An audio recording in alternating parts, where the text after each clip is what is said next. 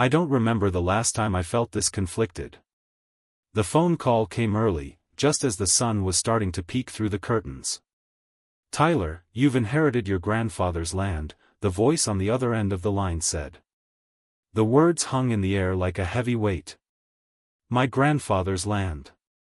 The one I spent so many summers on as a kid. The place where I'd learned to fish, ride bikes, and fix the old truck with him. It was our land, a piece of history in the family. I didn't expect it to be like this. I thought I'd feel something, pride, maybe, or nostalgia, but instead, I felt a cold wave of uncertainty. My parents had always told me how important the land was, how it was our family's legacy, but they never spoke much about the legalities of it. It was always just, ours. I drove out there that morning, a sinking feeling in my stomach. The road to the property wasn't long, but it felt like forever. I kept imagining the place in my head, all those memories. When I turned onto the familiar gravel road, something was off. There were trucks, bulldozers, and workers everywhere. The tall trees that used to line the edges of the property were being torn down, their branches splintering in the machine's grip. I slammed the car into park and rushed out, my heart pounding. What the hell is going on here? I shouted, but the noise from the machinery drowned out my voice. Then I saw her. Mrs. Henderson. The president of the HOA. She was standing near the site, clipboard in hand, her heels clicking loudly on the gravel as she walked toward me.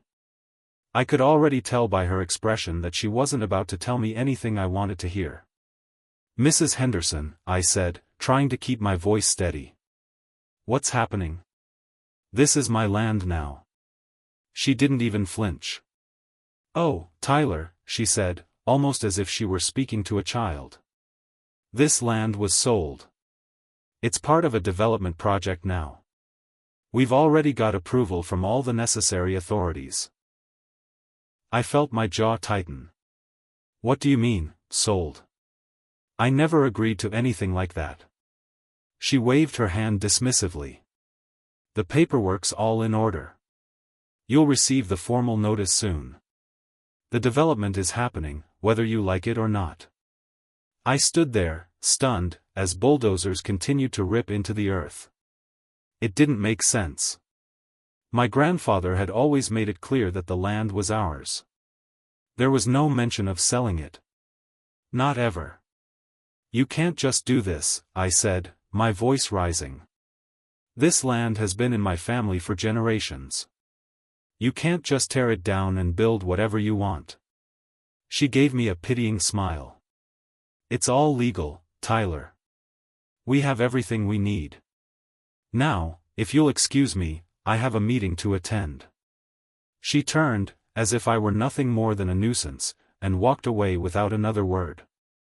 I stood there for a long moment, the weight of everything crashing down on me. This couldn't be happening. I had to stop it. I didn't know how yet, but I wasn't going to let anyone take what was rightfully mine. As I stood watching the machinery tear apart the land, I couldn't help but feel a mix of confusion, anger, and disbelief. How had this happened? How had my family's legacy been so easily stolen? I drove back to the family home, my hands gripping the steering wheel so tightly my knuckles ached. My mind was still racing, trying to process everything that had just happened. The land, my family's land, was being torn apart, and Mrs. Henderson, that smug HOA president, had just brushed me off as if it didn't matter. I couldn't wrap my head around it. How could this happen? My grandfather's land was supposed to stay in the family. It had to. When I got home, I couldn't sit still. I paced the kitchen, trying to figure out where things had gone wrong. It wasn't just about the destruction happening right now, it was the fact that someone had orchestrated this whole thing. Someone had made it happen. But who? I had a few old documents stashed away in a drawer, property records, some maps, and old family papers. They'd never been important to me before. But now, they might be the key to everything. I spread them out across the kitchen table, my eyes scanning for any sign of something off. The first document was an old deed, signed by my grandfather, showing the land was passed down to me. That one was straightforward, no problem. But when I looked at the documents Mrs. Henderson had shown me earlier, I felt my heart sink. The sale records didn't match. The signatures looked off, like they'd been hastily forged. I ran my fingers over the ink, trying to figure out if it was even the same pen. And then I found it, a conflict in the land boundaries. The property lines had been altered, significantly. Someone had changed them. Someone with access to official records. I stared at the papers, my mind reeling. This wasn't a misunderstanding. This was deliberate. Mrs. Henderson hadn't just sold the land, she had manipulated the entire situation, and she wasn't alone. The developers, the officials, maybe even someone inside the courthouse, they were all involved in this. I slammed my hand on the table, the noise echoing through the empty house. This was bigger than just a land dispute. Someone had set me up. My family's legacy was being erased, and I wasn't going to let that happen without a fight. I needed to confront Mrs. Henderson. I needed to find out exactly who was behind this and why.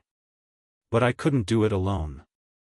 I grabbed my phone and dialed the number of a lawyer I'd met a few years ago. He was known for dealing with real estate cases. I needed someone who could help me navigate this mess. When he picked up, I didn't waste time with pleasantries. "I need help," I said. "Someone's trying to steal my family's land, and I need to know how to fight back."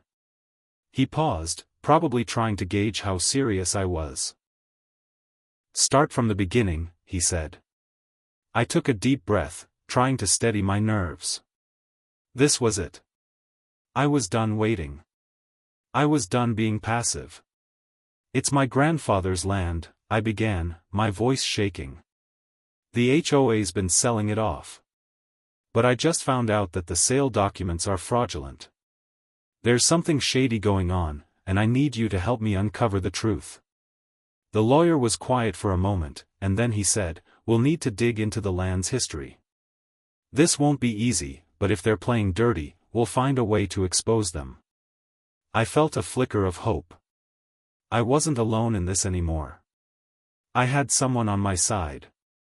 "Thank you," I said, feeling the weight of the situation settle on my shoulders. But I knew one thing for sure, I wasn't backing down. Not now, not ever. I was still reeling from everything I'd discovered when I finally sat down with the lawyer. The shock hadn't worn off, but I couldn't afford to keep feeling helpless. I needed a plan, and fast. "I'm glad you reached out, Tyler," my lawyer, Mark, said, looking over the documents I'd brought. "We'll need to get the ball rolling on this, but I'll be honest, it won't be easy. These developers don't just have money, they have connections." I wasn't blind to the reality. Mrs. Henderson had made it clear from the start that she was untouchable, and now, it seemed like I was up against a whole network of powerful people. But I wasn't backing down. Not after everything I'd learned. Mark's office smelled like old books and stale coffee, and as he went through the paperwork, his frown deepened. "This doesn't add up," he muttered, flipping through the sale documents. "The signatures, the land descriptions, they've been altered. But it's not just about these documents. The local government is involved here, too. We need to find out who's been approving this development." I leaned forward, my stomach in knots. "That's what I'm worried about. I've gone to the local authorities. They all claim the project's been authorized. They say it's part of some community development initiative, but no one can give me a straight answer about how my land ended up on that list." Mark looked up at me, his brow furrowed. "That's a red flag. Someone's greasing the wheels, Tyler. You don't just get a development like this approved without a lot of support from the right people." I nodded, my thoughts racing. Mrs. Henderson couldn't have done this on her own. The more I thought about it, the clearer it became, there had to be a conspiracy behind all of this. We spent the next few hours digging into public records and development agreements. Nothing. Just endless layers of bureaucracy, all seemingly in place. But then, something caught my eye. A small clause buried deep in one of the town's zoning documents. It was almost hidden, no more than a few lines tucked into a long-winded paragraph about infrastructure and land use. "Wait a minute," I said, pointing at the screen. "Look at this." Mark leaned over and squinted at the clause I'd found. It was a vague reference to land ownership and a special designation granted to certain plots for future development. The wording was so ambiguous that it seemed like it could cover anything at all. "This doesn't look right," I said. "Why would they need a clause like this? And why is it buried like that?" Mark took a deep breath, running a hand through his hair. "Because it's not a clause you want people to see. This is the kind of thing that lets developers skirt around proper land rights. It's how they can make sure land like yours gets appropriated without anyone noticing." A cold shiver ran down my spine. It hit me then, this wasn't just a mistake. It was a plan. My family's land had been wrongfully taken years ago, and this hidden clause was the key to how they'd done it. "Do you think it's legal?" I asked, my voice tight with disbelief. Mark shook his head. "Not in the way they're presenting it. This is fraud, Tyler. If we can prove that this clause was used to take your family's property, we've got a case." The words hung in the air between us. I'd always known there was something off about this situation, but hearing it from Mark made it all real. Someone had manipulated the system, and now it was up to me to fight back. "I'm not letting them get away with this," I said, my voice low but firm. "We're going after them." Mark gave me a half-smile. "That's the spirit. But we've got a long road ahead of us." I stood up, feeling the weight of what we were about to undertake. "I don't care how long it takes. I'll take them down."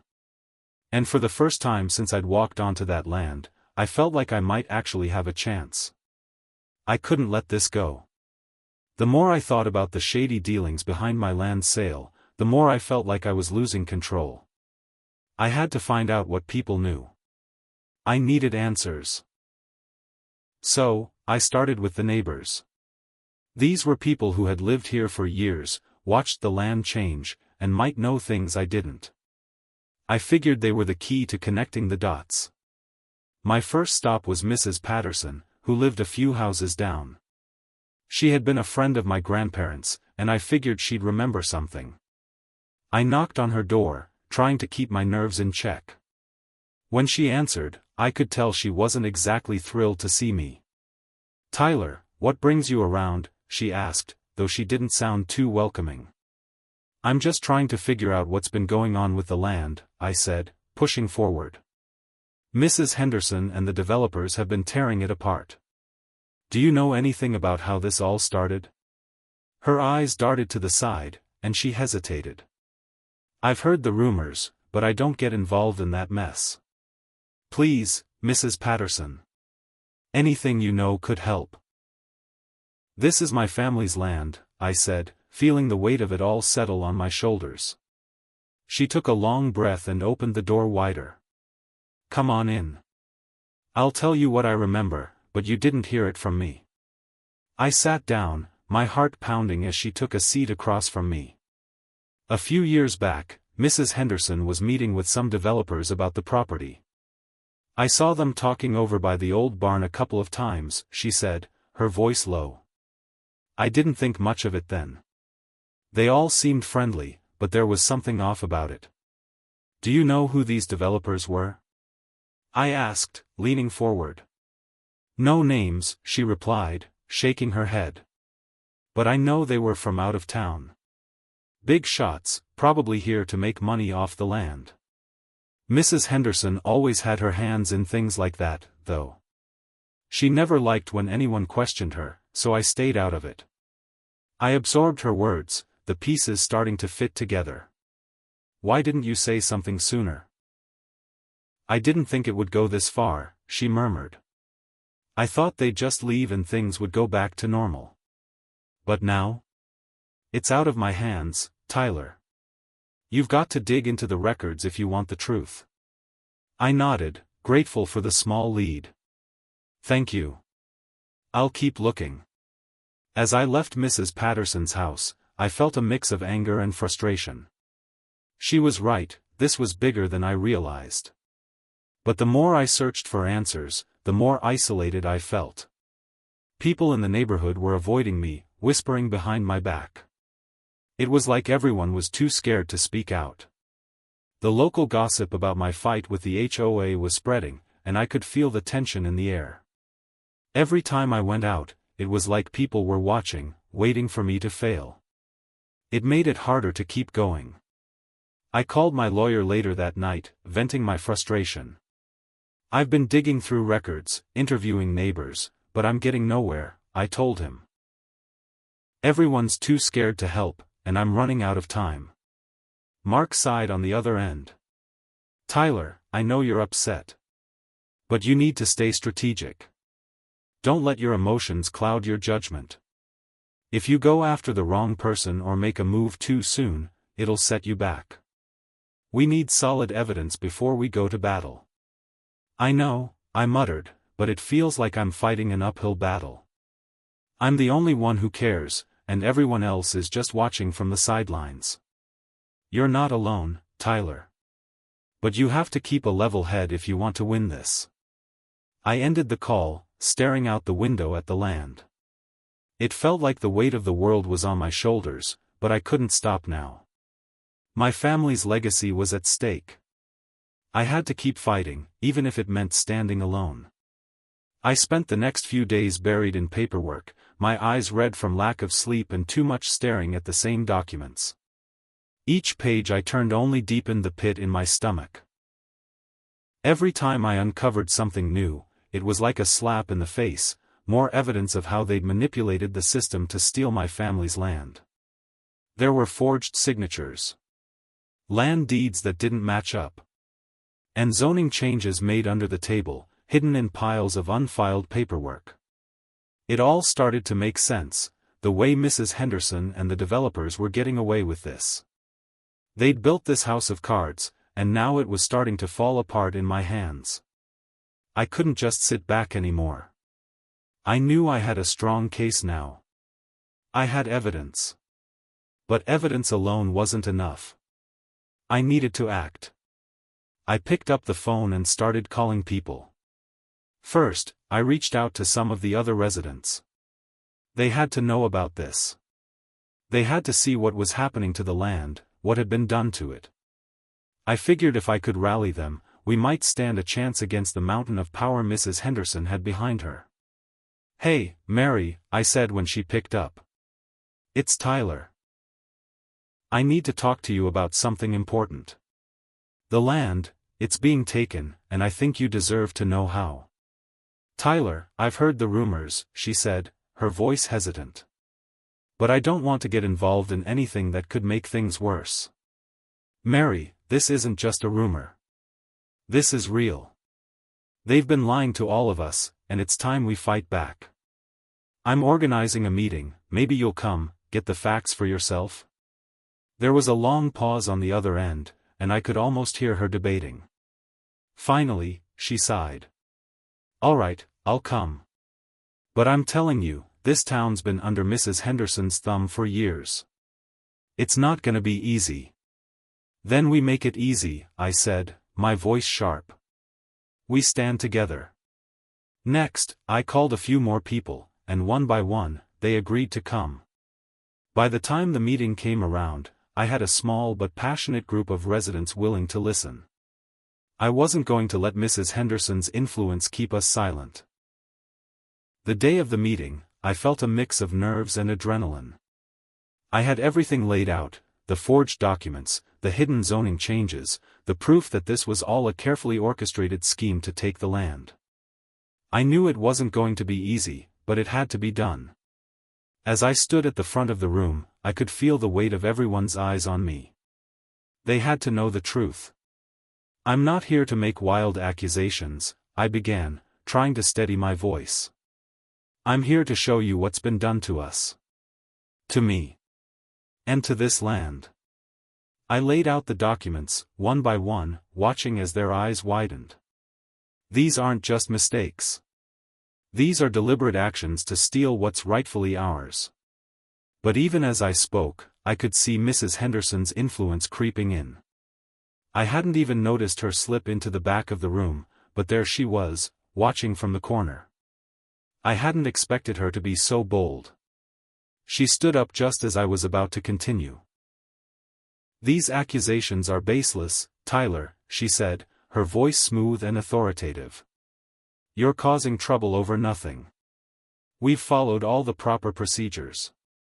It's time you let the professionals handle things." I felt my blood boil at the sound of her calm, dismissive tone. "Professionals?" I repeated, my voice tight with anger.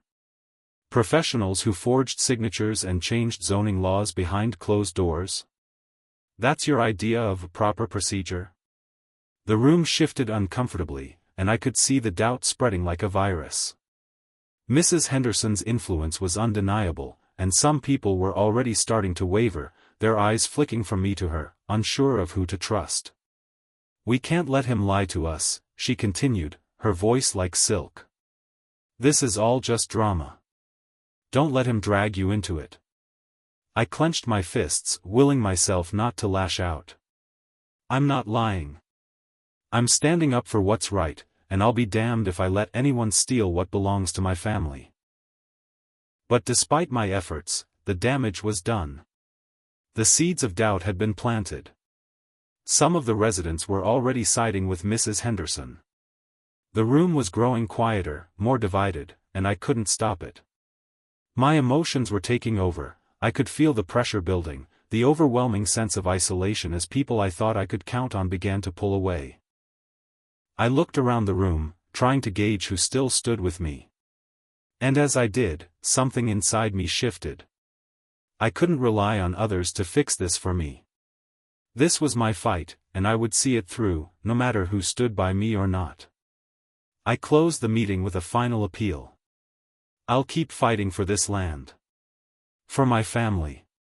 Whether or not you choose to help me is your decision, but know this, the truth doesn't go away just because it's inconvenient." I walked out of that room with more resolve than ever. Mrs. Henderson's power might have been strong, but I had the truth. And that truth was my weapon. I wasn't backing down. I had no idea what I was getting myself into when I first started. The more I dug into the records, the deeper I got, and the more obstacles seemed to pop up. Mark, my lawyer, had warned me that this fight could drag on for years. "You're up against powerful people here, Tyler," he said. "Even if you have the evidence, it's not going to be easy to take them down. They've got connections, money, everything." I didn't care. The words, family legacy, rang in my ears. I couldn't walk away. This was my fight, and I wasn't about to give up just because it was hard. But as the weeks went by, I found myself questioning whether I could keep going. It wasn't just the pressure from the developers or the officials who kept pushing me aside, it was the isolation. Neighbors I'd known for years were now avoiding me, siding with Mrs. Henderson or staying silent. The few who did speak up were too scared to get involved. One afternoon, I found myself staring at the pile of papers spread out in front of me. I couldn't let this drag on forever. I needed answers, and I needed them now. I had to confront Mrs. Henderson. It was time to face her, to put everything I had on the line and see if I could finally expose her for what she was. I called her office and set up a meeting. She agreed quickly, almost too quickly, and I wondered if she was more confident than I realized. When I walked into the small meeting room, she was already sitting at the table, her usual smug smile in place. She didn't stand up to greet me, just gestured for me to sit across from her. "Tyler," she said, her tone syrupy sweet, "I'm glad we could finally sit down. I trust you've had time to think about your options?" I narrowed my eyes, trying to keep my composure. "I have, Mrs. Henderson. And I think it's time you tell me the truth. I know what you've been doing. She raised an eyebrow, but didn't say anything. I threw the documents onto the table between us, everything I had found, every piece of evidence that pointed to her and her partners. I know about the forged signatures, I continued, my voice steady. And I know about the zoning changes. But there's more, isn't there?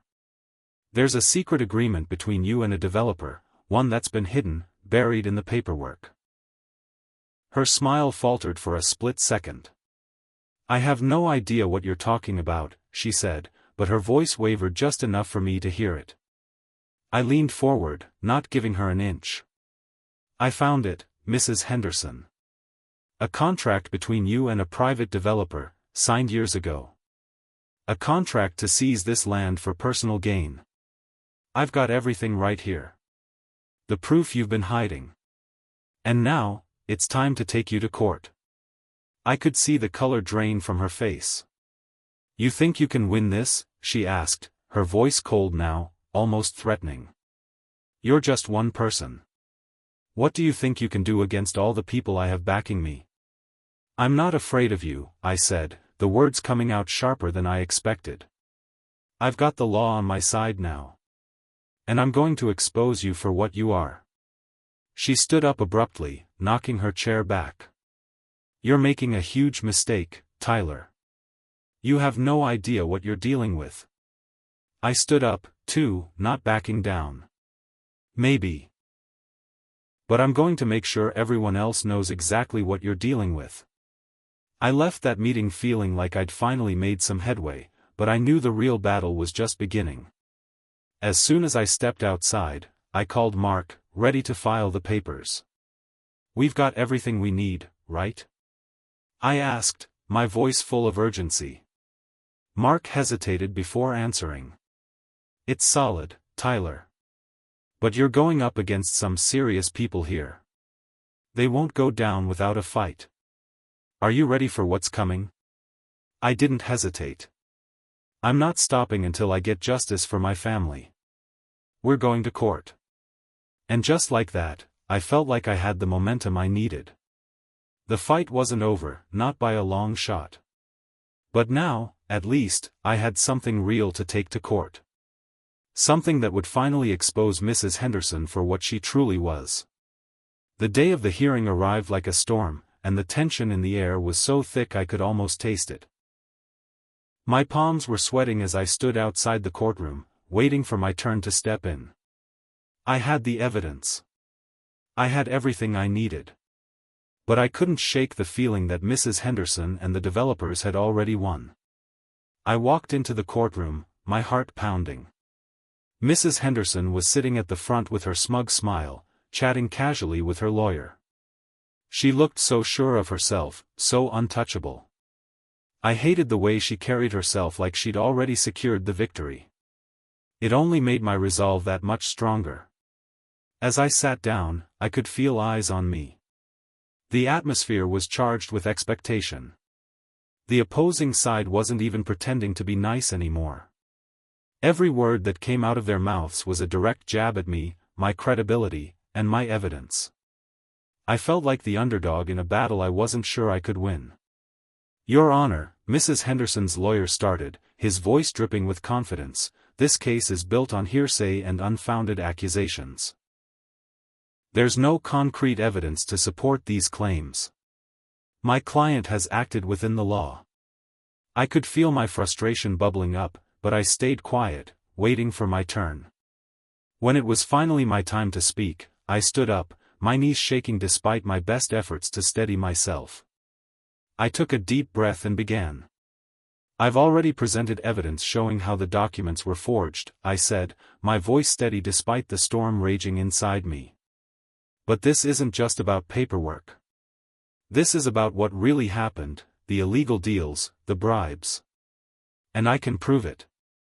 I laid out every document I had gathered, every manipulated deed, every forged signature. But as I finished, I could see the smug expressions on their faces. They were prepared to tear me apart, dismissing everything as a fluke or mistake. The judge, a stern woman with an unbothered expression, gave a nod. "Is there anything else, Mr. Grant?" she asked, almost as if I was running out of time. I thought I was out of options. I could feel the weight of everything bearing down on me. I couldn't afford to lose this was everything. But just as I was about to sit down, something hit me. I remembered the audio recording. The one I found months ago. It was a recording from a former employee of the developer, detailing shady conversations about the land, illegal deals, and bribes. It had been sitting in my files, untouched, because I hadn't been sure if it was enough. But now, it felt like the last thing I needed. Without a word, I fumbled through my bag and pulled out my phone. "Your Honor, there's one more piece of evidence," I said, trying to keep my voice calm as I swiped to the recording. "This is a conversation I found between a former employee of the developers. It clearly shows how the land was wrongfully acquired, through bribery and backdoor deals." I played the audio, and the room fell silent. The voices were clear, damning even, as the developer's employee talked about the illegal activities and the money changing hands. Every word felt like a punch to Mrs. Henderson's defense. The judge's eyes narrowed as she listened. Mrs. Henderson's lawyer stood up, looking rattled for the first time. "Objection," he shouted, but his voice lacked the same confidence it had earlier. The judge held up a hand, silencing him. "Let it play," she said. When the recording finished, the courtroom was still. Mrs. Henderson's smug smile was gone, replaced with a look of disbelief. It was my final trump card, and I had played it just in time. I could feel the shift in the room, the balance tipping in my favor. "This," I said, my voice firm, "proves everything. The land was taken through illegal means. And now, we're here to right that wrong." For the first time in the entire hearing, I saw the judge's expression soften. Mrs. Henderson's lawyer was now scrambling to regroup, looking for a way to counter the bombshell I had just dropped. The tide had turned, and I wasn't about to let up now. The evidence was on my side, and I knew, deep down, that this time, justice was finally within reach. The air in the courtroom felt thick, like it was pressing down on me. Every word from Mrs. Henderson's lawyer was like a punch to my gut. She'd been spinning the whole thing, trying to twist my words, accusing me of making baseless allegations. But I knew, no, I felt, that the evidence was stronger than anything she could say. "Your Honor," Mrs. Henderson said, her voice dripping with condescension, "this is all a smear campaign. The land was sold legally, and Mr. Grant's claims are simply an attempt to undermine a well-executed community project." I sat there, biting my tongue, watching her twist the truth. But I knew what I had. I wasn't going to let her get away with this anymore. I stood up, feeling the weight of the moment. "Your Honor," I began, trying to steady my shaking hands, "I have presented all the evidence. The forged signatures, the manipulated deeds, the illegal agreements. I didn't make this up. The truth is clear." I laid the papers in front of the judge, my heart pounding as I turned to face the court. The room was quiet, all eyes on me. I had done everything I could, and now it was out of my hands. The developers, the corrupt officials, and Mrs. Henderson, none of them could deny the truth now. The judge, who had been silent for what felt like an eternity, finally spoke. "The evidence is indeed overwhelming," she said. "The land in question was wrongfully appropriated. Mrs. Henderson, your actions have been deemed fraudulent." I could hardly believe what I was hearing. My family's land, the place I'd fought for, was finally going to be restored. But it wasn't just the land that felt like it was coming back to me. It was everything. My dignity, my purpose, my belief in what was right. But then, the judge dropped the bombshell. "Mrs. Henderson," she continued, "you are hereby removed from your position as HOA president. Your actions have not only harmed Mr. Grant, but also the community you were supposed to serve." I couldn't help the wave of relief that washed over me. For a second, I just stood there, letting it all sink in. The developers were forced to halt the project. The land would return to my family. And Mrs. Henderson would finally face the consequences of her corruption. But as I looked around the courtroom, the weight of everything I had been through hit me. It wasn't just the land that had been changed, it was me. I had fought this battle with everything I had, and it had taken its toll. I'd lost friends, people I thought would stand by me. I'd felt the sting of isolation, the pressure of constant doubt. Even as the judge ruled in my favor, and the courtroom filled with murmurs of approval, I felt a shift inside me. My family's legacy was safe. I had one.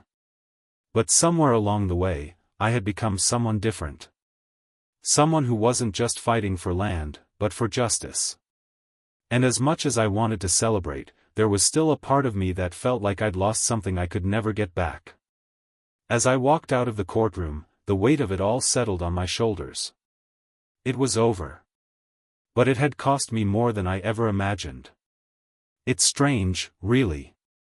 Now that the court case is over, now that I've won and the land is back where it belongs, I thought I'd feel different. I thought I'd feel relieved, victorious, like everything would go back to normal. But as I stood on the land that had been in my family for generations, I couldn't shake the feeling that something had changed inside me. The community's starting to heal, I guess. It's quieter now, more peaceful. People who were once too afraid to speak up have come forward, and I can't tell you how many times I've heard "thank you" from people I barely knew. Some have even said they're grateful for the courage I showed. But it doesn't feel like a simple thank you. It feels more like they're seeing me in a way I didn't expect. Like they see the cost of what I did. I ran into Mrs. Patterson the other day. She was one of the first ones to sit quietly during the meeting I called, too scared to speak. She came up to me with tears in her eyes. "Tyler," she said, "I should have done more. I should have stood by you from the beginning. You did more than I ever could have, and I'm sorry for not believing in you sooner." "I'm just glad you came forward," I told her, trying to brush it off. I didn't want anyone feeling sorry for me, not after everything that had happened. But her words still lingered, like a reminder that things weren't as simple as they seemed. "And Mrs. Henderson? She's gone. Stripped of her position, facing the consequences of everything she's done. That feels good. I can't lie about that. But even with her gone, I'm left with the weight of everything I've fought for. I didn't just lose time in this battle, I lost relationships, I lost peace of mind, and I lost that feeling of safety I once had. The land, though, walking through it again, after everything that's happened, felt different. It's still the same place, the same dirt, the same trees that my grandfather used to point out to me when I was young. But now it feels like a part of me, something I almost lost, something I fought for with every bit of energy I had. And in a way, I've come to realize that this land isn't just about ownership. It's about legacy, it's about memory, it's about the generations that came before me and those that will come after. It's not just the land that's been returned. It's something bigger. It's the fight for what's right, the strength in standing up when you feel like the odds are stacked against you.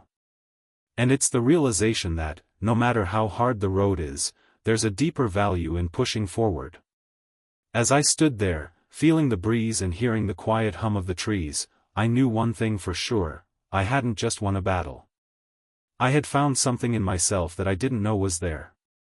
Something I couldn't have found if I hadn't gone through this.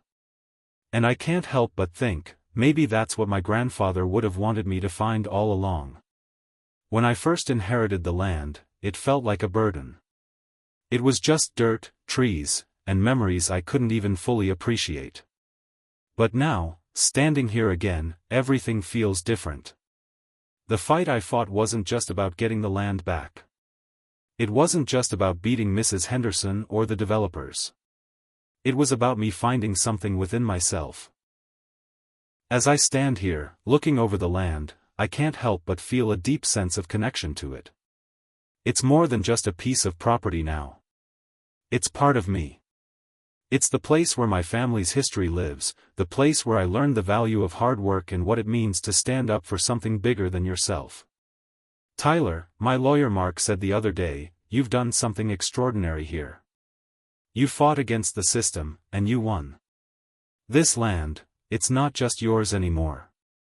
It's part of something much bigger. I didn't know how to respond to that. All I could think was that I'd won, sure, but it hadn't been easy. Every step of the way, I felt like I was losing something. But standing here now, I realize that I haven't lost anything at all. In fact, I've gained so much. I thought I was just fighting to get back what was mine, but I realize now that it was never about the land alone. It was about reclaiming my identity. About finding my place in the world and standing up for the values I hold dear. This fight has shaped me. It's transformed me into someone who understands that legacy isn't just something passed down. It's something earned, fought for, and protected. I think about the future now. The land will be mine, yes, but it's more than that. It's about ensuring that no one else can take it for selfish gain, that it stays pure, untouched by greed. I want to protect it for the generations that come after me, the generations who will inherit not just this land, but the lessons it teaches about responsibility, about doing what's right even when it's hard. As I walk through the fields, the weight of my ancestors' legacy settles over me. I can almost hear their voices in the wind, urging me to keep going, to never let go of what matters. I feel like I've inherited more than just the land. I've inherited their strength, their resilience, and their sense of duty. It's a heavy responsibility, but I know it's one I can carry. I stop by the old oak tree at the edge of the property, the one my grandfather used to sit under and tell me stories. I stand there for a long time, letting the silence settle in. This land, this legacy, it's mine now. And I'll keep fighting to protect it, no matter what comes next. Because now, I understand what it really means to fight for something that matters.